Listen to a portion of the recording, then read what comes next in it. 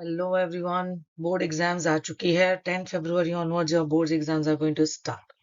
So here I have come with the video where I'm going to give you the tips for bookkeeping and accountancy. कि आप इसको smartly कैसे study करोगे and you can score good marks. Alright. So let us see. Now external exam के लिए हम लोग को क्या और कैसे preparations करने हैं. राइट नाउ फर्स्ट क्वेश्चन जो आपका रहता है वो ऑब्जेक्टिव्स का रहता है 20 मार्क्स. मैंने एबीटी की वीडियो भी बनाई थी, वहां पे भी बोला था कि अगर आप 20 में से मैक्सिमम मार्क्स ले लेते हो तो यहाँ पे आपका एक्सटर्नल एग्जाम में आपका बर्डन कम हो जाता है. So here again in objectives you have 20 marks, right? So where you can just plan your objectives.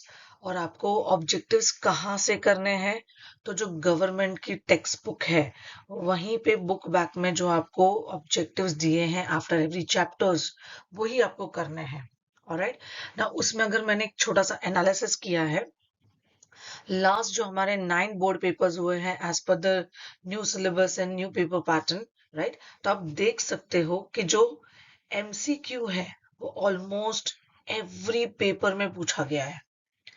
And trust me students, अगर आप पूरा बुक रिफर करोगे तो सारे 10 चैप्टर मिला के 75 एमसीक्यूज ही है.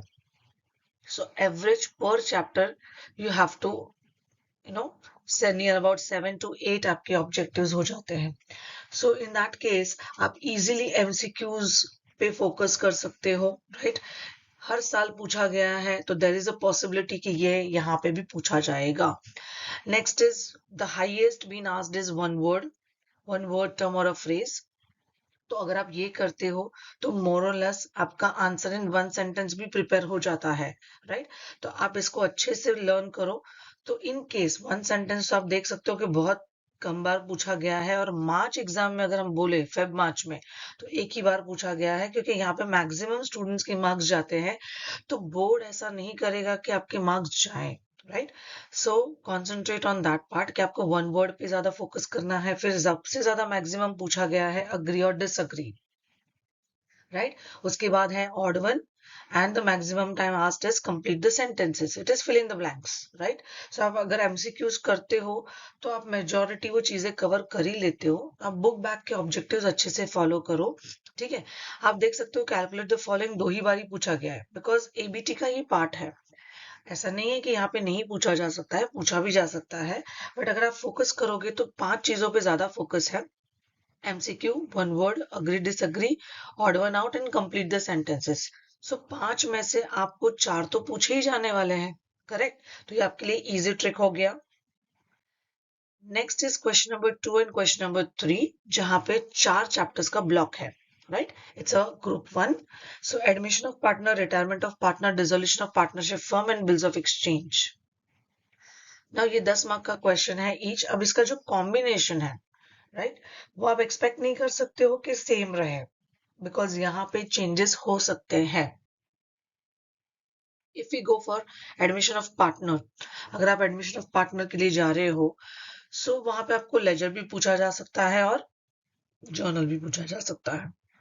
इसका भी हम लोग एनालिसिस देखेंगे, राइट, कि आज तक बोर्ड पेपर्स में कैसे पूछा गया है. But before that we will just concentrate on the important points, जहां पे आपको मेनली कहाँ ध्यान देना है. ओल्ड रेशियो क्या है, न्यू रेशियो कैसे ढूंढते हैं, सैक्रिफाइस रेशियो कैसे ढूंढते हैं, calculation of goodwill, treatment of goodwill यानी कि accounting entries of goodwill, correct. यहाँ पे ही मेन आपका गड़बड़ होता है, जिसको आपको अच्छे से करना है. Then revaluation of assets and liabilities और capital adjustment. So treatment of goodwill and capital adjustment जो है, ये 2 चीजें बहुत ही important है. तो आपको यहाँ पे ज्यादा फोकस करना है. Am I clear? ठीक है.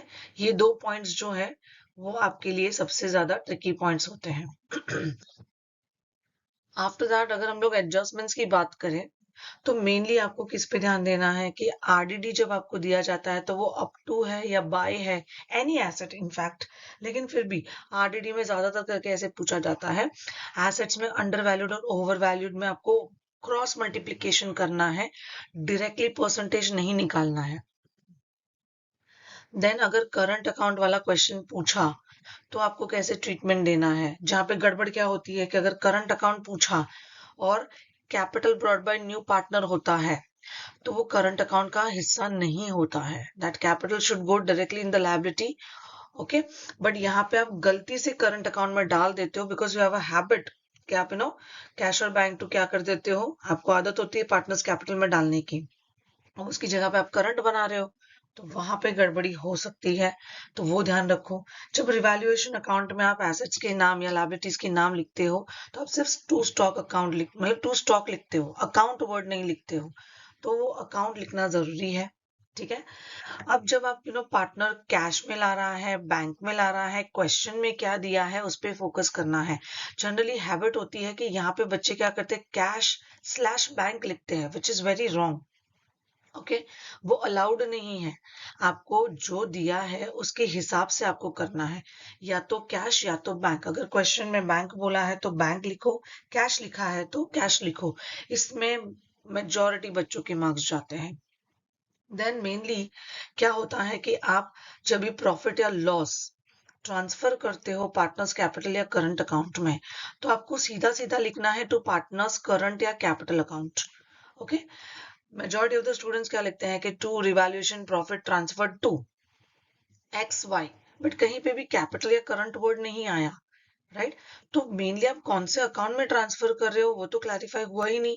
तो उसकी वजह से भी आपके मार्क्स जाते हैं.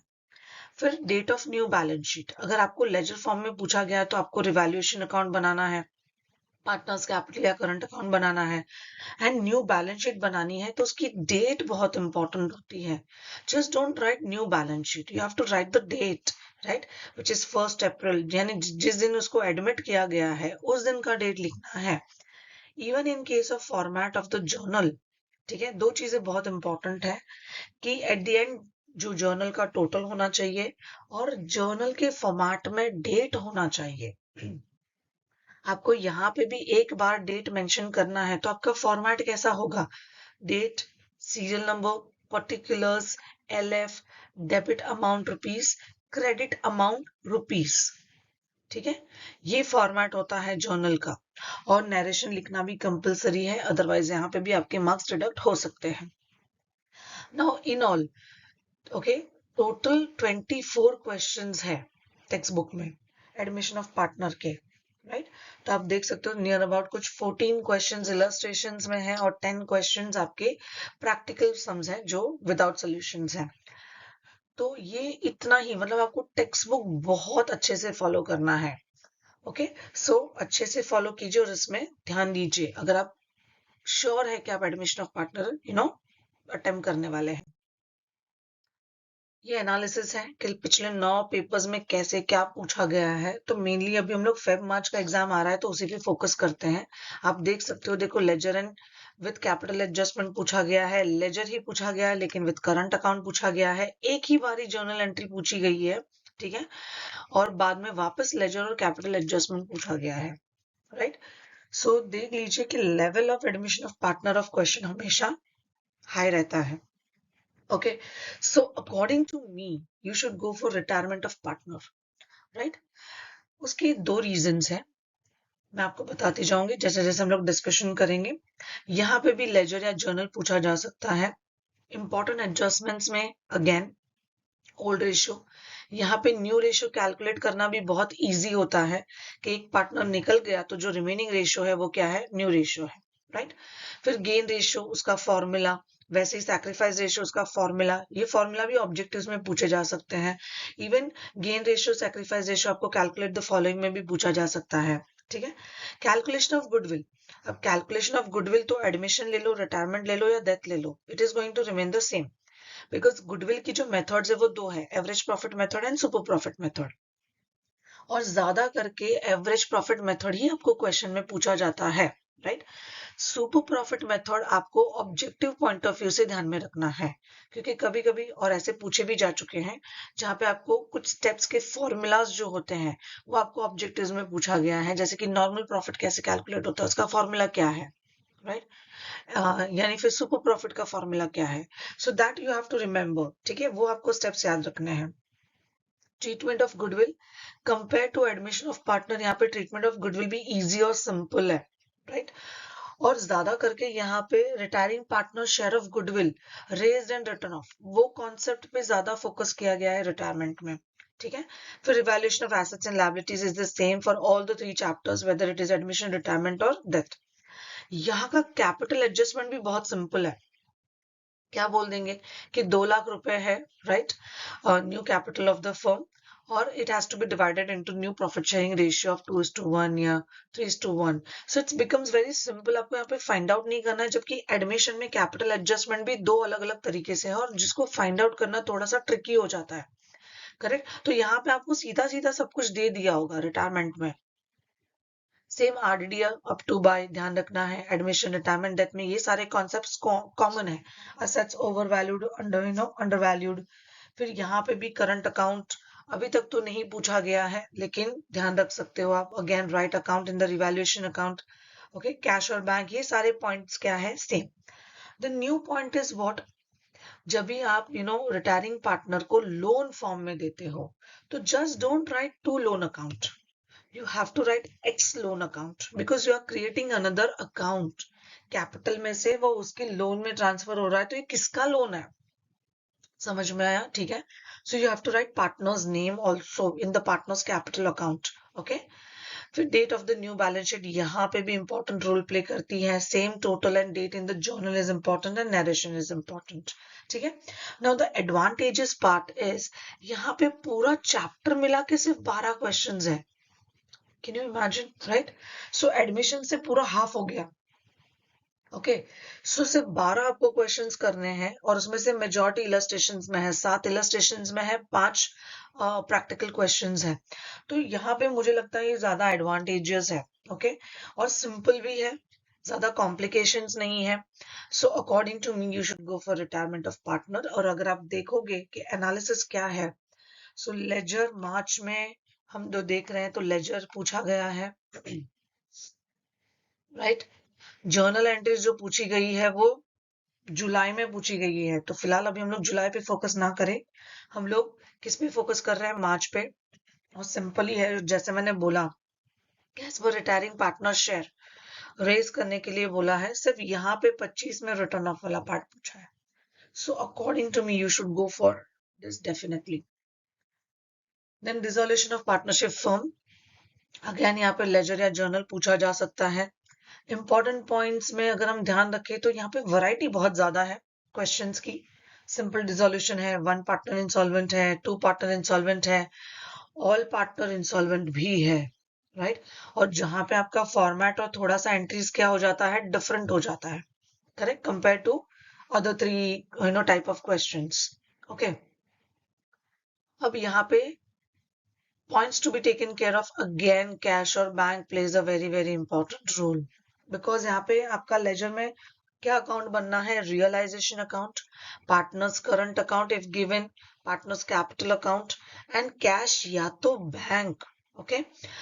दोनों नहीं होता है, कैश स्लैश बैंक नहीं होता है, am I clear. Either cash होगा या तो बैंक होगा, जो क्वेश्चन में दिया है उसको फॉलो करो। अगर बैंक ओवरड्राफ्ट दिया है क्वेश्चन में, ठीक है, बैंक बैलेंस, कैश बैलेंस, कुछ भी एसेट साइड दिया ही नहीं है, तो आपका बैंक अकाउंट बनेगा और वहां पे ये क्या होगा, by balance brought down, okay. अगर आपको कैश अकाउंट और बैंक अकाउंट दोनों दिया है क्वेश्चन में और बैंक अकाउंट बनाने के लिए बोला है, तो आपका कैश क्या होगा, डिपॉजिटेड इनटू बैंक, ठीक है। So what I meant to say is कि जो बैंक का अमाउंट होगा वो टू बैलेंस ब्रॉट डाउन होगा, और जो कैश अकाउंट होगा वो आप डिपॉजिट करोगे, तो डिपॉजिट का एंट्री क्या होगा, bank account debit to cash account, ठीक है। तो आपको उसकी लेजर पोस्टिंग करनी है, तो बैंक अकाउंट में आप क्या लिखोगे, यहाँ पे to cash account, am I clear, to cash account आप बैंक अकाउंट में लिखोगे, okay. Then again profit transfer to partners current या कैपिटल अकाउंट कैसे लिखना है, that's the same funda, right. सीधा सीधा लिखो टू पार्टनर्स करंट या कैपिटल अकाउंट, ओके। आपको चाहिए तो आप ब्रैकेट में लिख सकते हो कि रिवैल्यूएशन प्रॉफिट या लॉस या रियलाइजेशन प्रॉफिट या लॉस, अभी यहाँ पे रियलाइजेशन अकाउंट है, ओके। मेजॉरिटी स्टूडेंट्स ये भी मिस्टेक करते हैं कि गलती से नाम ही गलत लिख देते हैं, रिवैल्यूएशन अकाउंट लिख देते हैं। डिसोल्यूशन में। सो आपका पूरा अकाउंट रॉन्ग हो जाता है, ठीक है, बिकॉज अगर हेडिंग ही गलत है तो वहां पे आपको मार्क्स मिलते नहीं है।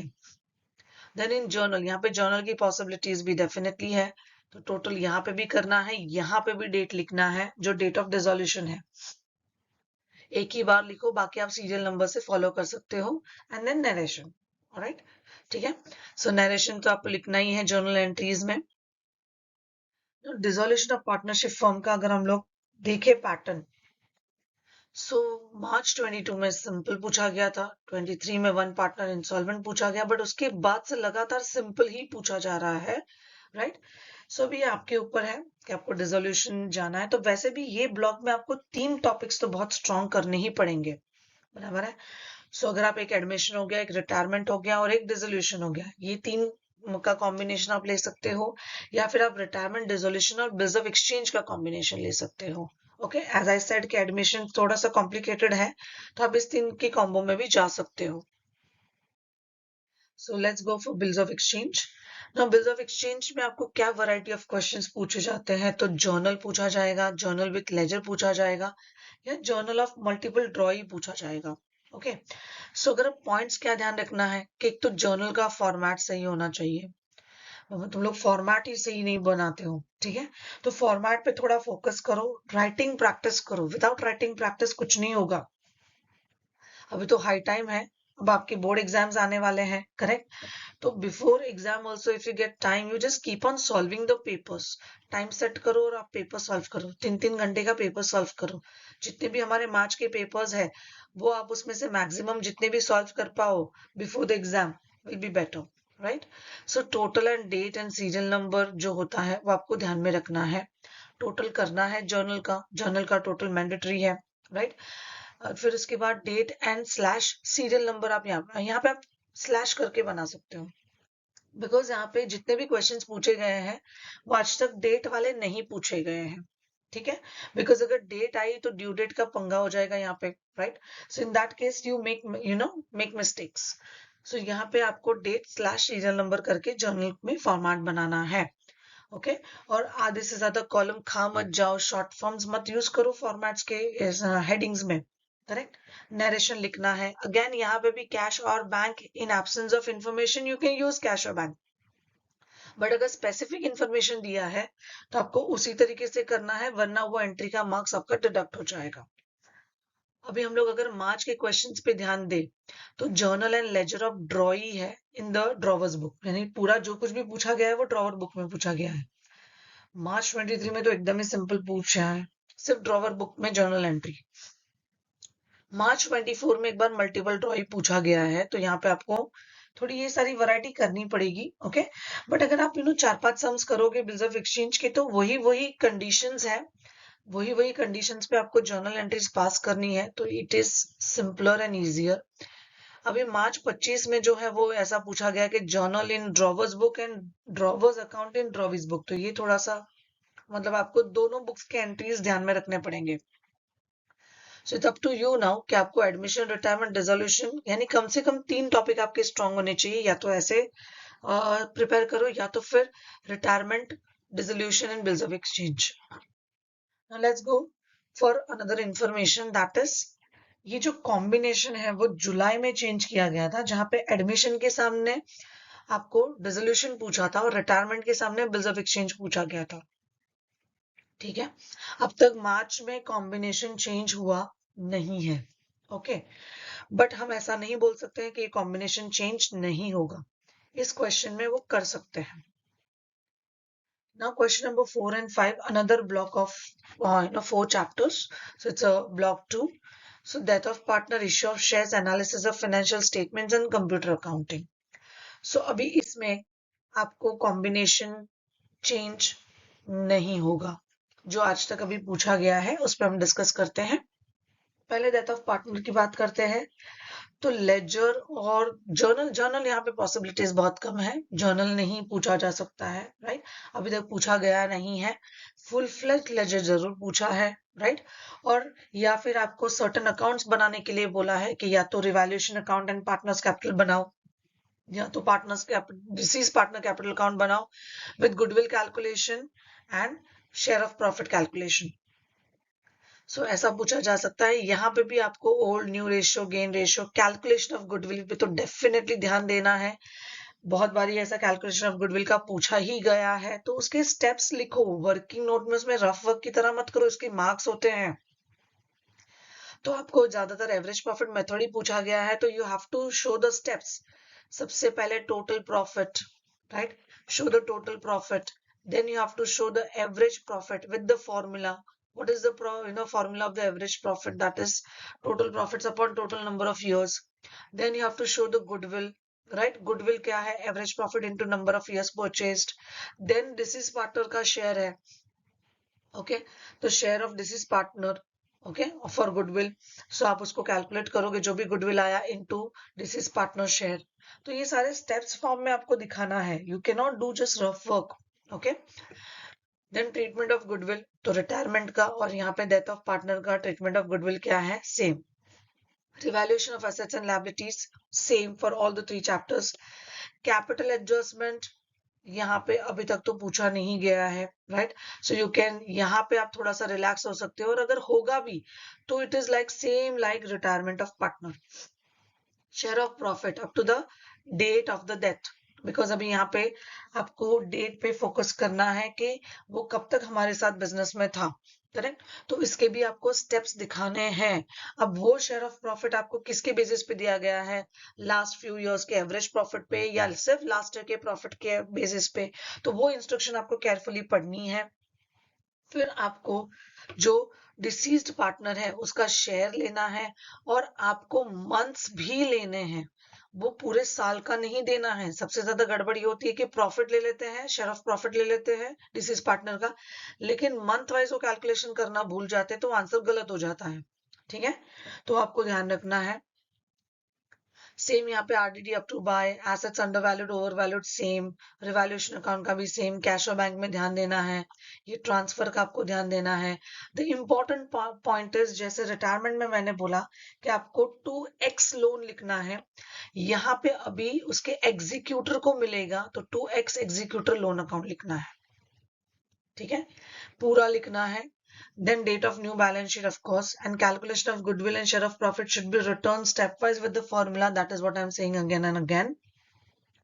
Now यहाँ पे भी सिर्फ 12 क्वेश्चंस है, और उसमें भी 8 मार्क के हिसाब से जो क्वेश्चन लेने हैं, वो ज्यादातर फुल फ्लेज क्वेश्चन भी जरूर हो सकते हैं, लेकिन आप सिर्फ 12 क्वेश्चन है उसको रिफर करो अच्छे से, तो ये भी आपका अच्छे से टॉपिक कवर हो जाता है, राइट? सो रिटायरमेंट अगर आपने किया तो डेथ आपका ऑटोमेटिकली हो जाता है. सिर्फ आपको ये एक पॉइंट एक्स्ट्रा करना है, शेयर ऑफ प्रॉफिट, और यहाँ पे ध्यान देना है कि एग्जीक्यूटर वर्ड डालना है. That's the only difference. बाकी सब ऑलमोस्ट क्या है? सेम. अगर हम लोग देखें एनालिसिस, तो मार्च में डिसीज पार्टनर कैपिटल पूछा गया with the calculation of goodwill and share of profit. March 23 में फुल फ्लेज क्वेश्चन, मार्च 24 में फुल फ्लेज क्वेश्चन, फिर वापस मार्च 25 में disease partner capital and calculation of goodwill and share of profit. ठीक है, तो अगर फुल फ्लेज क्वेश्चन भी पूछा तो आपने रिटायरमेंट किया हुआ ही है, तो कोई ज्यादा दिक्कत तो होगी नहीं, क्योंकि उतनी ज्यादा आइटम्स पूछी नहीं जाएगी, बिकॉज ये सिर्फ 8 मार्क के लिए क्वेश्चन है, राइट? तो ये भी सिंपल ही रहने वाला है. इश्यू ऑफ शेयर्स, ये भी आपको इजी ही जाता है, राइट? सो इसमें ऑफ कोर्स सिर्फ जर्नल है. इंपॉर्टेंट पॉइंट्स में अगर हम लोग बात करें, तो आपको मेनली कॉल्स पे ध्यान देना है. Application allotment, first call, final call, for feature, री इश्यू, और ट्रांसफर टू कैपिटल रिजर्व तो अभी तक पूछा ही नहीं गया है. ठीक है, री इश्यू भी वो लोग मुश्किल से पूछ पाते हैं. ओके, ज्यादातर उनका क्वेश्चन यहीं पे एंड हो जाता है फोर फीचर पे, बिकॉज 8 मार्क का क्वेश्चन है, तो जितना मार्क्स का वेटेज है उतना ही पूछ सकते हैं, उससे ज्यादा तो पूछ ही नहीं सकते हैं, करेक्ट? बट आपको ध्यान क्या रखना है? एक तो विच शेयर, इक्विटी पूछा है कि प्रेफरेंस, बाबा अच्छे से क्वेश्चन पढ़ो, राइट? बिकॉज आपका पूरा पूरा सम राइट होता है, लेकिन आप इक्विटी अगर पूछा है तो प्रेफरेंस लिख देते हो. मेनली प्रेफरेंस पूछा होता है तो इक्विटी लिख देते हो. जैसे पिछले साल ही प्रेफरेंस पूछा था, तो मेजॉरिटी स्टूडेंट्स ने इक्विटी लिख दिया, तो वहां पे सबके मार्क्स गए. सो वो ध्यान दो, अच्छे से पढ़ो विच शेयर हैज बीन आस्क्ड, तो उस हिसाब से लिखो. Okay, number of shares, sometimes they start with the statements like so and so limited issued rupees 5 lakh shares. वो ₹5 lakh share of the face value of 10 पूछा है। तो 5 लाख को आपको डिवाइड बाय क्या करना है, 10 to find out the number of shares. ठीक है, अमाउंट दिया है, नंबर ऑफ शेयर्स दिया है, वो अच्छे से पढ़ो, अंडरलाइन करो, राइट। फेस वैल्यू क्या पूछी है, 10 पूछी है, 100 पूछी है। कभी कभी बिगिनिंग में 10 से बराबर मल्टीप्लाई कर रहे होते हैं, आगे जाके 100 हो जाता है, कहाँ से कैसे वैल्यू आती है कुछ पता नहीं चलता है, right. So just be careful. Over subscribe, under subscribe या ऑल सब्सक्राइब, ठीक है। तो ज्यादातर करके ओवर सब्सक्राइब्ड या अंडर सब्सक्राइब भी पूछा जा चुका है, करेक्ट। तो आप इस पे ये तीनों चीजें अच्छे से प्रिपेयर करो। या तो सीधा सीधा भी पूछा गया है कि 10,000 इश्यू करना था, 10,000 सबने ले लिया। तो ये तीनों कंडीशन तो आपको अच्छे से करनी ही है, राइट। ओवर सब्सक्राइब में क्या क्या सिचुएशन होती है, तो प्रो रेटा बेसिस होता है, तो प्रो रेटा बेसिस पूछा गया है, यानी कि शेयर अलॉटमेंट में एडजस्ट करो, राइट। रिफंड, या तो क्या हो सकता है, रिफंड हो सकता है, समझ में आया, ठीक है। या दोनों ही हो सकते हैं, पार्शियल। तो दोनों कॉम्बिनेशन तो नहीं पूछा है, या तो रिफंड आई मीन बोला गया है, या तो शेयर अलॉटमेंट में एडजस्ट करने बोला गया है, बिकॉज फिर उतने मार्क्स नहीं है। देन कॉल्स इन अरियर्स है, राइट। तो कॉल्स इन अरियर्स में आप कॉल्स इन अरियर्स करके भी दिखा सकते हो, जैसे कि अगर से फॉर एग्जांपल के फर्स्ट कॉल का पैसा नहीं आया, करेक्ट, तो bank account debit, calls in arrears account debit, ठीक है, टू आपका first call, equity first call या प्रेफरेंस फर्स्ट कॉल आपको वैसे लिखना है। Okay, equity share first call या preference share first call account आपको वैसे लिखना है, करेक्ट। या फिर आप सीधा सीधा लिख सकते हो bank account debit to equity equity share first call account. Am I clear, right. So दोनों ही तरीके वैलिड है। सिक्योरिटीज या शेयर प्रीमियम आता है तो उस पर थोड़ा ध्यान दो, करेक्ट। सो शेयर प्रीमियम वाला अगर क्वेश्चन आता है तो उसको आप जब भी कहाँ लिखना होता है उसमें गड़बड़ी करते हो। सिक्योरिटीज प्रीमियम ड्यू में आता है, जब आपको पेमेंट रिसीव होता है तो आप सीधा सीधा क्या लिखते हो, bank account debit to equity share allotment account, ठीक है। थोड़ा शेयर प्रीमियम पे भी ध्यान दो, बहुत ही सिंपल पूछा जाता है। ऑफ कोर्स ये चैप्टर छोड़ने का सवाल ही नहीं आता है, ओके। अगर आप मार्च 22 में देखोगे तो सिर्फ 3 कॉल्स पूछे गए हैं, ओवर सब्सक्रिप्शन पूछा था, बट विद प्रीमियम भी पूछा था, और 4 फीचर भी पूछा था, लेकिन फिर भी ये कॉमन एंट्रीज है। फिर मार्च 23 में तो और भी सिंपल कर दिया, ओके। ओवर सब्सक्रिप्शन जरूर था, लेकिन 3 कॉल्स थे और कॉल्स इन अरियर्स था, नो 4 फीचर ऑल्सो। फिर 24 में अंडर सब्सक्रिप्शन आ गया, 4 कॉल आ गया, वेरी सिंपल, नो 4 फीचर, ठीक है, 4 फीचर तक भी नहीं पूछा। फिर अगेन इन द मार्च 24 सिर्फ 4 calls, that's it, nothing else. तो इससे ज्यादा सिंपल तो और कुछ हो ही नहीं सकता है, राइट। आप अगर क्वेश्चंस भी रिफर करोगे तो बहुत सिंपल है टेक्स्ट बुक के। Then analysis of financial statements, ये भी सिंपल है बट वास्ट है, राइट। और मेनली जब भी आपको मेनली अगर ज्यादातर करके तो वर्टिकली पूछा गया है, अगर वर्टिकल आता है तो बहुत अच्छी बात है, क्योंकि उसमें स्पेसिफिक स्टेप्स है, बहुत आपको डीप भी नहीं पूछा जाता है। अगर आप पिछले कुछ सालों के पेपर्स देखोगे तो बहुत स्पेसिफिक चीजें दी है जो आप इजीली फॉर्मेट में आपको सिर्फ डालना है वर्टिकल में, ओके। मुझे बहुत एडवांटेजेस लगता है। सिर्फ प्रॉब्लम आती है कंपैरेटिव एंड कॉमन साइज में, जहां परसेंटेज निकालने होते हैं, ये टाइम कंज्यूमिंग हो जाता है, ठीक है। सो इसीलिए हम लोग डेथ और इश्यू ऑफ शेयर्स पे ज्यादा रिलाई करते हैं। देन स्टेटमेंट ऑफ इनकम और बैलेंस शीट आपको ऑफ कोर्स वर्टिकल, कंपैरेटिव या कॉमन साइज में बनानी है। कैश फ्लो आज तक पूछा नहीं गया है। रेशियोज पूछे गए हैं तो भी प्रॉफिट एंड लॉस और बैलेंस शीट रेशियो पूछे गए हैं, उसमें से भी net profit ratio, gross profit ratio, current ratio, liquid ratio, combined ratios आज तक पूछे गए नहीं है, ठीक है। तो आपके लिए ये भी अच्छा कॉन्सेप्ट है। अगर सिंपल आता है और आपको कहीं पे किसी क्वेश्चन में डाउट है डेथ या इशू में, तो आप ये ऑप्शन में सॉल्व जरूर कर सकते हो, अगर सिंपल पूछा गया। अगर सिर्फ वर्टिकल पूछा है, ठीक है, रेशियोज पूछे हैं, और इवन कॉमन साइज में भी एक बार आप ट्राई कर सकते हो, अगर एक ही साल का पूछा है तो। कंपैरेटिव में क्या होता है, आपको इंक्रीज डिक्रीज भी निकालना है, फिर हर एक का अलग अलग अलग अलग कैलकुलेशन करना है, थोड़ा सा कॉमन साइज में ट्रिक होता है, ठीक है। उससे आप थोड़ा फॉलो करो तो आपके वहां पे परसेंटेज थोड़े से इजी निकल जाते हैं। नाउ परसेंटेज में आपको 2 डेसिमल तक लिखने होते हैं, ये आपको इंपॉर्टेंट ध्यान रखना है, ठीक है। इसकी वजह से भी आपके मार्क्स जाते हैं। हेडिंग प्रॉपर दो और रेशियो में स्टेप्स प्रॉपर्ली दिखाओ विथ फॉर्मूला। डायरेक्ट कैलकुलेशन मत करो, मार्क्स नहीं मिलेंगे, ठीक है। देखते हैं क्या पूछा गया है। मार्च 22 में कंपैरेटिव बैलेंस शीट पूछा गया था। ऑफ कोर्स बहुत लेंदी हो गया। देखो यहाँ वर्टिकल इनकम स्टेटमेंट पूछा, सिंपल। वर्टिकल इनकम स्टेटमेंट पूछा, सिंपल। रेशियोज, पिछले साल रेशियो पूछा था, सिर्फ नेट प्रॉफिट रेशियो पूछा था और करंट रेशियो, बस 2 ही रेशियो पूछे थे और 8 मार्क्स मिल रहे थे आपको। सो अकॉर्डिंग टू मी, मैं वही बोल रही हूँ कि अगर वर्टिकल या रेशियोज पूछा गया तो you can go for it definitely. At least vertical और रेशियोज करके रखो, ठीक है। अगर बाय चांस कहीं डेथ में या इश्यू में आपको डाउट आया कि भाई गड़बड़ हो सकती है यहाँ पे, तो आपको higher of the amounts count, मतलब मार्क्स आपके काउंट होते हैं, तो इसके लिए सेफर साइड पे आप ये ऑप्शनल क्वेश्चन भी सॉल्व कर सकते हो। अब कंप्यूटर अकाउंटिंग अब ऐसा है कि जिसकी बहुत बुरी हालत है, उसके अकाउंट आता ही नहीं है, और जिसका थ्योरी बहुत अच्छा है, स्ट्रॉन्ग है, रट्टा मारने का कैपेसिटी बहुत अच्छा है, सो आप कंप्यूटर अकाउंटिंग कर सकते हो। ये 3 ही क्वेश्चंस है, बट आपको as it is text book language लिखनी पड़ेगी। कुछ भी यहाँ पे ब्लफिंग नहीं चलेगा, ठीक है। 8 पॉइंट्स मिनिमम लिखने हैं, क्लियर। अब difference of between manual accounting और प्रोसेस में कंप्यूटराइज अकाउंटिंग में 7 पॉइंट है, ठीक है। लेकिन वो 7 पॉइंट आपको एज इट इज लिखने हैं। Even in features and importance, you have to write all the 8 points very properly, same as it is, right? So अब उतना कैपेसिटी अगर है रोट लर्निंग का, तो आप इस पे जा सकते हो, ठीक है। अब ये जो कॉम्बिनेशन मैंने बोला वो चेंज नहीं होगा, ठीक है।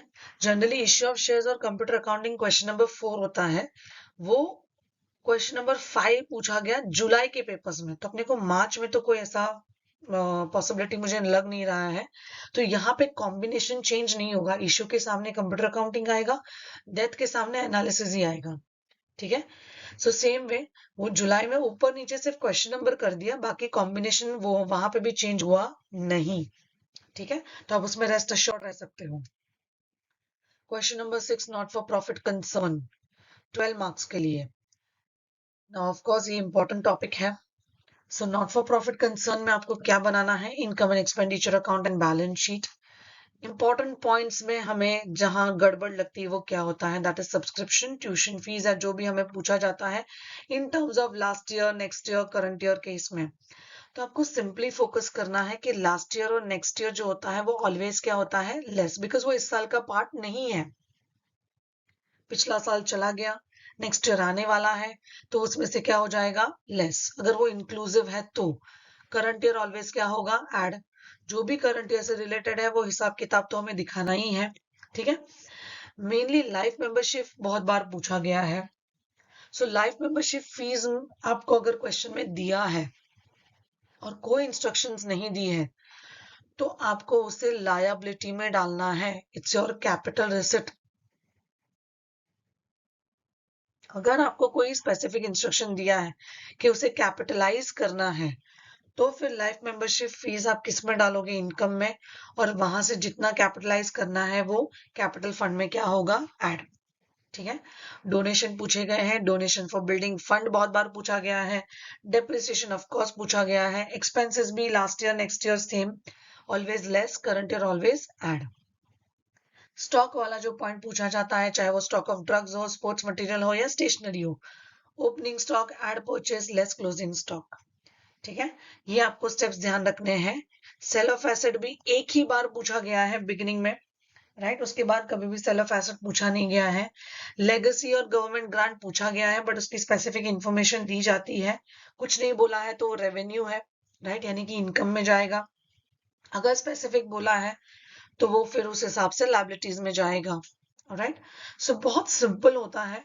मेनली आप जो आइटम पोस्टिंग करते हो रिसिप्ट और पेमेंट अकाउंट में, जहां पे कोई एडजस्टमेंट्स नहीं दिए होते हैं, तो उसी के आपको मेजॉरिटी मार्क्स मिल जाते हैं, ठीक है। और बैलेंस शीट तो आपको आता ही होता है। So what points you need to be taken care of? Side of income and expense should not change.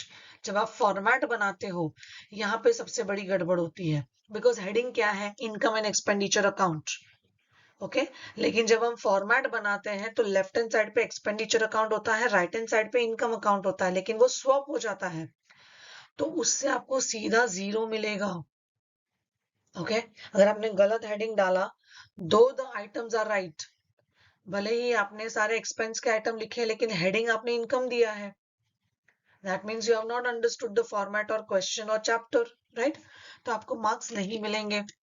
फिर जब आप सरप्लस डेफिसिट निकालते हो तो इनकम एंड एक्सपेंडिचर अकाउंट में इस तरीके से लिखना, अगर सरप्लस आता है तो लिखना है excess of income over expenditure that is surplus, या फिर excess of expenditure over income that is deficit. ठीक है पूरा लिखना है। हाँ फिर कैपिटल में आप जाके कैपिटल फंड में जाके आप सिर्फ लिखो एड सरप्लस लेस डेफिसिट, वो चलेगा। Okay now last is income या एक्सपेंस अगर दिया है बैलेंस शीट में, लास्ट ईयर की बैलेंस शीट में, और सामने आपको पेमेंट में वो हेडिंग भी दिया है, फॉर एग्जांपल आउटस्टैंडिंग सैलरी बोला है और पेमेंट में सैलरी है, लेकिन लास्ट ईयर का क्या करना है वो कुछ बोला नहीं है, so it is assume to be it is paid, तो वो लेस हो जाएगा। तो सैलरी में से आपको क्या करना है, लेस, बिकॉज वो लास्ट ईयर का एक्सपेंडिचर है। ठीक है फिर यहाँ पे भी जब लास्ट में आपको बैलेंस कैरिड डाउन करके कैश या बैंक अकाउंट दिया होता है, बहुत सारे बच्चे एज इट इज कॉपी करते हैं, by balance carried down, balance sheet में भी लिखते हैं बाय, तो गड़बड़ मत करो।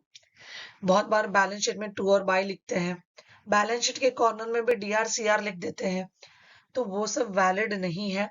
फॉर्मेट पे ध्यान दो, ये लैक ऑफ प्रैक्टिस की वजह से होता है। सो डायरेक्टली आपको सिर्फ कैश या तो बैंक लिखना है या जो भी दिया है वैसे लिखना है बैलेंस शीट में, don't write by balance carried down with that. Okay now इसमें अगर हम लोग ध्यान दें, सो मार्च 22 में आपको रिसिप्ट एंड पेमेंट अकाउंट दिया है, एडजस्टमेंट दिया है और टेबल वाला एडजस्टमेंट दिया है, जिसमें आपको लास्ट ईयर का टेबल दिया होता है, करंट ईयर का टेबल दिया होता है, और कॉलेज वाला क्वेश्चन है।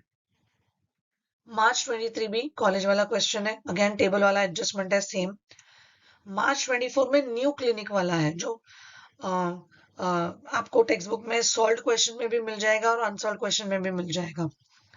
देन मार्च 25 में डिफरेंट पूछा है महिला सेवा केंद्र, उसमें opening balance sheet, receipt and payment account और एडजस्टमेंट पूछे हैं, बट सब्सक्रिप्शन वाला पूछा है। सब्सक्रिप्शन आपको बस मार्च में एक ही बार सब्सक्रिप्शन पूछा है, बाकी कॉलेज क्लिनिक वगैरह है तो जनरली वो ड्रग्स ट्यूशन फीस वैसे ही हो जाता है, यानी कि मेडिसिन से रिलेटेड क्वेश्चंस होते हैं। सो बहुत सिंपल होता है और सारे क्वेश्चंस टेक्स्ट बुक में से ही आते हैं। ठीक है पार्टनरशिप फाइनल अकाउंट, यहाँ पे आपको trading account, profit and loss account और बैलेंस शीट बनाना है, जबकि पिछले कुछ पेपर्स में ट्रेंड चेंज हुआ है। जो हमारा कोई नाना नानी वाला क्वेश्चन है वो बहुत फेमस और पॉपुलर हुआ है, जहां पे आपको सिर्फ प्रॉफिट एंड लॉस और बैलेंस शीट बनानी है, राइट, तो वो भी पूछा गया है, बिकॉज 12 मार्क का है तो वैसे भी पूछे जा सकते हैं। तो जो आपका क्वेश्चन नंबर 8, 9, 10 है, ओके, प्रैक्टिकल क्वेश्चंस में, अनसॉल्व क्वेश्चंस में वो पूछे जा सकते हैं। यहाँ पे इंपॉर्टेंट पॉइंट्स में तो क्या क्या एडजस्टमेंट है, टोटल वैसे देखा जाए तो फाइनल अकाउंट में कुछ 22 से 24 एडजस्टमेंट्स हैं, लेकिन अगर आप देखोगे मैंने कितने लिस्ट आउट किए हैं, सिर्फ 7। क्लोजिंग स्टॉक होता ही है, डेप्रिसिएशन होता ही है, ये प्रीपेड आउटस्टैंडिंग एक्सपेंस इनकम में से एक होता है, फर्दर बैड डेट्स या न्यू RDD में से एक होता है। फिर बचा क्या, 5 ही तो एडजस्टमेंट होते हैं, तो या तो एक गुड से रिलेटेड होगा या तो एक ही बार इंटरेस्ट ऑन कैपिटल पूछा है। समझ में आया, राइट, और hidden adjustment. Okay hidden adjustment में भी ज्यादातर करके क्या पूछा है, एडवर्टाइजमेंट से रिलेटेड या कोई भी खर्चा आउटस्टैंडिंग या प्रीपेड या 10% बैंक लोन, राइट, तो जो नाना नानी वाले क्वेश्चन में है ही 10% बैंक लोन वाला पॉइंट, तो वही आपको मेजॉरिटी पूछा गया है। तो इमेजिन इतने सारे एडजस्टमेंट है, उसमें से आपको मेनली इसी एडजस्टमेंट्स पे फोकस किया गया है, तो you can definitely go for it. Okay then points क्या ध्यान रखने हैं, रिटर्न्स, जब आपको ट्रायल बैलेंस में, ओके, यहाँ पे डेबिट और क्रेडिट में कॉलम्स में रिटर्न्स दिया होता है, करेक्ट, तो ये जो रिटर्न्स होता है वो ध्यान रखना है। डेबिट वाला जो रिटर्न होता है वो सेल्स रिटर्न होता है, और क्रेडिट वाला जो रिटर्न होता है वो परचेज रिटर्न होता है, आप ऑपोजिट याद रखो ना। ट्रायल बैलेंस में परचेज डेबिट में दिया होता है तो उसका परचेज रिटर्न क्रेडिट में होगा, और सेल्स क्रेडिट में दिया होता है तो उसका सेल्स रिटर्न डेबिट में होगा। इसमें गड़बड़ी करते हैं। Now this is very basic point, okay. फिर to gross profit carried down या to net profit carried down ऐसे भी लिख सकते हो, या फिर नेट प्रॉफिट कैरेड डाउन की जगह पे आप सीधा सीधा टू पार्टनर्स कैपिटल अकाउंट भी लिख सकते हो, ओके, या करंट अकाउंट भी लिख सकते हो, जो भी दिया है। इंश्योरेंस वाले पॉइंट पे ध्यान दो, करेक्ट। इंश्योरेंस जो 15 मंथ्स के लिए पेमेंट हुआ है, ऐसा भी एडजस्टमेंट पूछा गया है, वो जो नाना नानी वाले क्वेश्चन में ही है, तो वो आप ध्यान दो अच्छे से, ओके। बहुत ही सिंपल ही है फाइनल अकाउंट्स। मार्च 22 में फुल फ्लेज क्वेश्चन पूछा गया है, राइट, जहां पे आपको hidden adjustment advertisement for 2 years पूछा था। मार्च 23 में फुल फ्लेज करंट अकाउंट पूछा गया है, तो पूछा जा सकता है करंट अकाउंट, उसमें कोई ज्यादा तो कोई डिफिकल्ट पार्ट है नहीं। जो एडजस्टमेंट हम कैपिटल में करते थे उसकी जगह पे करंट में करना है, कैपिटल आपका लायबिलिटीज में चला जाएगा। देन मार्च 24 में यहाँ पे आपको पीएनएल और बैलेंस शीट में नाना नानी वाला पूछा है, ओके। हिडन एडजस्टमेंट है, इंटरेस्ट ऑन बैंक लोन वाला और एसेट परचेज वाला, तो आपको डेप्रिसिएशन वो हिडन वो इंफॉर्मेशन एक्चुअली जो आपको डेप्रिसिएशन कैलकुलेट करने के लिए हेल्पफुल होती है। सेम मार्च 25 में सेम क्वेश्चन रिपीट। सो 2 मार्च के क्वेश्चन आपके रिपीट हो रहे हैं, ओके। अभी इस साल क्या आता है वो पता नहीं है, maybe full fledge question भी आए, मे बी ऐसा ही आपको 9th या 10th क्वेश्चन या सेम ही आ जाए, तो बहुत अच्छी बात है, राइट। नाउ टाइम मैनेजमेंट पे आपको बहुत ध्यान देना है अच्छे से। ना बोर्ड ने आपको 10 मिनट्स और एक्स्ट्रा दिए हैं, यानी आपके टोटल आपके 190 मिनट्स हो जाते हैं, बट मैंने 180 के हिसाब से आपको फिलहाल दिखाया है, तो वो 10 मिनट्स आप बफर एज इट इज रखिए। ऑब्जेक्टिव्स 20 मिनट्स में होना चाहिए। एडमिशन रिटायरमेंट डेथ वाला जो क्वेश्चन नंबर 2 और क्वेश्चन नंबर 3 का ब्लॉक है, 10 मार्क्स के लिए 25 मिनट से ज्यादा नहीं लगना चाहिए। 8 मार्क के क्वेश्चन के लिए 20 मार्क्स से ज्यादा नहीं लगना चाहिए। 12 मार्क के क्वेश्चन के लिए 30 मिनट्स इनफ है, तो 170 मिनट्स हो जाते हैं। 10 मिनट्स रीचेकिंग के लिए है और 180 मिनट्स यहाँ पे आपके कंप्लीट होते हैं, ठीक है। जो गवर्नमेंट की तरफ से 10 मिनट्स एक्स्ट्रा मिल रहा है, या ये 10 मिनट्स आप ले लो, जो भी है, आप जहां पे भी कहीं पे अटक जाते हो, कुछ चीजें आपने अधूरी छोड़ दी है, कुछ ऑब्जेक्टिव्स आपने अधूरे छोड़ दिए हैं, सोचा कि अभी दिमाग क्लिक नहीं हो रहा है, करेक्ट, तो आप उसको वापस रीडू करने के लिए आपको 10 मिनट्स इस्तेमाल करना है। लिसन केयरफुली, फॉर्मेट पे ध्यान दो, राइट। बहुत गड़बड़ी होती है फॉर्मेट में। एक तो हेडिंग नहीं देते। जर्नल ऑफ किसका है बाबा, जर्नल ऑफ, ड्रॉवर में पूछा है तो ड्रॉवर का नाम लिखो। इश्यू ऑफ शेयर्स में कंपनी का नाम लिखो। Date, serial number, particulars, LF, debit amount rupees, credit amount rupees, CR नहीं होता, डीआर नहीं होता, एएमटी नहीं होता, नो शॉर्ट फॉर्म्स, रुपीस का साइन ही नहीं डालते हो। लेजर में भी हेडिंग दो, इन द बुक्स ऑफ, ठीक है। जो भी अकाउंट बना रहे हो, चाहे ट्रेडिंग अकाउंट हो, प्रॉफिट एंड लॉस अकाउंट हो, रिवैल्यूएशन अकाउंट हो, रियलाइजेशन अकाउंट हो, पर्टिकुलर्स अमाउंट रुपीस, ठीक है। वापस पर्टिकुलर्स अमाउंट रुपीस। अगर पार्टनर्स कैपिटल या करंट अकाउंट बना रहे हो, तो जो भी पार्टनर का नाम है उसके साथ एटलीस्ट रुपीस का साइन आना चाहिए। पर्टिकुलर्स तो है ही है of course, okay.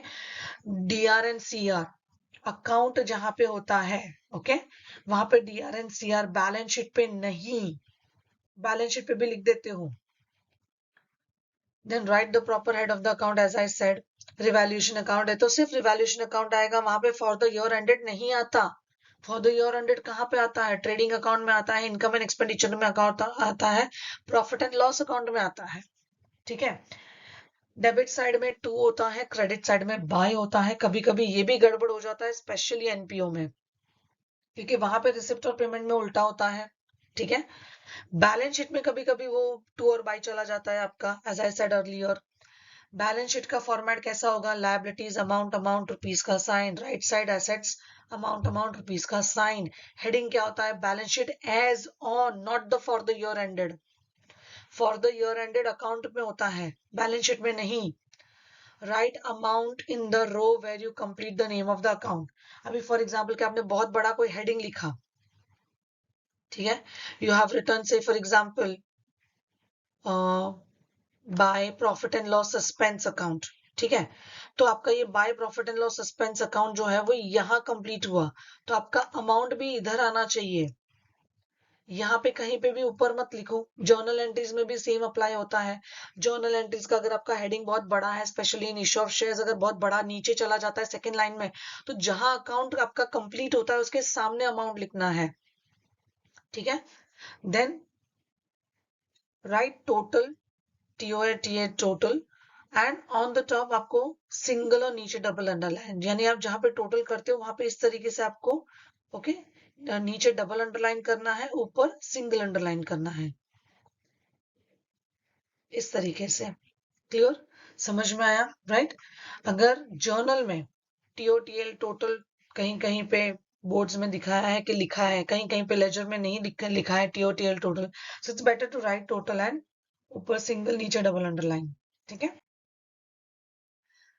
Again presentation में क्या क्या चीजें आप मिस करते हो, एक तो प्लस माइनस का साइन यूज मत करो, लिखो ADD add and LESS less, preferably do not do cancellations, okay, cancellations avoid करो, ओवर राइटिंग नहीं करना है, अगर गलती हो जाती है तो एक बार स्ट्राइक करो और रीराइट करो, डिजाइन मत करो वहां पे, शॉर्ट फॉर्म यूज नहीं करना है, जितने लेजिबल शॉर्ट फॉर्म्स है वो क्या है, RDD, अकाउंट, अकाउंट के हेडिंग के साथ जो आप DRCR लिखते हो कॉर्नर में, dr.cr. वो, ठीक है। उसके अलावा और कोई भी शॉर्ट फॉर्म्स अलाउड नहीं है। Don't do calculations anywhere in the sum, जहां मेन सम होता है वहां पे आप कहीं पे भी आप ना ऐसे कैलकुलेशन करना, साइड पे मार्जिन में नीचे ऊपर कैलकुलेशन करना शुरू कर देते हो, दैट इज नॉट अलाउड, समझा, ठीक है। So better don't do that, clear, okay. Apart from that, don't write anything with the pencil, it will not be checked, okay, pencil से लिखा हुआ कुछ भी चेक नहीं होगा। You can solve question in any order, but वहां पे question box दिया होता है आपके आंसर सप्लीमेंट में, वहां पे क्वेश्चन नंबर लिखो। और ऑब्जेक्टिव्स में भी स्पेशली जो ABCD है, हर एक ऑब्जेक्टिव आप सेपरेट पेज पे सॉल्व करो, उसका रीजन बताती हूँ। अगर आपका फॉर एग्जाम्पल के कोई आंसर गलत हो गया और आपको लगता है कि मुझे इसको रीराइट करना है, तो अगर आपके पास नीचे जगह होगा तो आप उसको वापस वहां का कैंसिल करके नीचे लिख सकते हो। लेकिन अगर आपके पास जगह ही नहीं होगा, फिर आप वो एक पर्टिकुलर क्वेश्चन पीछे सॉल्व करोगे तो वैसा चलेगा नहीं, ठीक है। एक क्वेश्चन शुरू किया वो कंटिन्यूशन में कंप्लीट करना है, क्वेश्चन नंबर 1 शुरू किया तो ABCD कंटिन्यूशन में होना चाहिए, तो सारे चारों सेपरेट पेज पे सॉल्व करो, ओके। सेम ऑब्जेक्टिव्स अगर आपने 2 बार सॉल्व किया तो जो भी फर्स्ट होगा वो कंसिडर होगा, क्लियर, दूसरा वाला कंसिडर होगा ही नहीं, चेक भी नहीं होगा। Right questions for the objectives, optional question अगर आपने सॉल्व किया तो जो भी हायर मार्क्स होगा वो कंसिडर होगा, जैसे मैंने आपको क्वेश्चन नंबर 4-5 के लिए बोला कि अगर आपको लगता है कि यहाँ पे कुछ गड़बड़ी है तो आप ऑप्शनल क्वेश्चन, अगर आपके पास टाइम बचा है तो डू सॉल्व ऑप्शनल क्वेश्चंस जहां पे आपको हायर मार्क्स ही कंसिडर होगा। Now final tips and takeaways, refer all the illustration of the government textbook before exam, because majority अगर आप बोर्ड पेपर्स उठा के चेक करोगे तो सारे क्वेश्चंस मेजोरिटी इलस्ट्रेशंस के ही हैं, specially admission, retirement, death, resolution, ठीक है। NP और फाइनल अकाउंट्स में उनके पास ऑप्शंस रहता है, इसलिए वो प्रैक्टिकल क्वेश्चन में से भी पूछ सकते हैं क्योंकि मोर और लेस वो सिमिलर ही होता है। Then make format of the NPO and final account in the pre 10 minutes if possible, यानी आप उसमें कुछ लिख नहीं सकते हो, आप सिर्फ लाइंस ड्रॉ कर सकते हो, ओके, और वो भी अगर आपका सेंटर अलाउ करता है तो, अदरवाइज नॉट रिक्वायर्ड। हमारे पास इनफ टाइम है, 190 मिनट्स हमारे पास है, which is more than suffice. Learn calculation techniques which will save you lot of time. आप लोग की हैबिट होती है कि आगे आपने पूरा अमाउंट लिखा है, पीछे वापस रफ पेज पे जाके वो पूरा अमाउंट लिखते हो और उसमें गड़बड़ी होती है फ्लिप फ्लैप करने में, ठीक है। अनदर थिंग, जो भी आप फॉर्मेट ड्रॉ कर रहे हो वो जनरली लेफ्ट और राइट पेज पे ड्रॉ करो, यानी आपको पूरा क्वेश्चन आपके सामने दिखेगा। सिर्फ फाइनल अकाउंट में आपके 3 पेज यूज होंगे, अदरवाइज आपका पूरा सारे जो आगे के क्वेश्चंस है वो आपके 2 पेज में आ जाते हैं। रिमेन काम if you stuck somewhere, leave pages, go ahead, don't waste your time, because आप वो एक पॉइंट में सोचने में 10-15 मिनट कहाँ निकल जाएगा आपको पता नहीं चलेगा। Come back at the end, as I said you have a buffer time, ठीक है, और आप वो क्वेश्चन वहीं पे छोड़ दोगे तो वो भी आपका टाइम बचेगा। So at the end come back and do that, okay. Otherwise आप स्ट्रेस में आ जाओगे तो ब्लैंक ब्लैंक हो जाओगे, It's better not to waste our time and marks. Last and the least, nothing will work unless you do it. So at the end, it's your exam, you have to do it. So all the best. Thank you so much.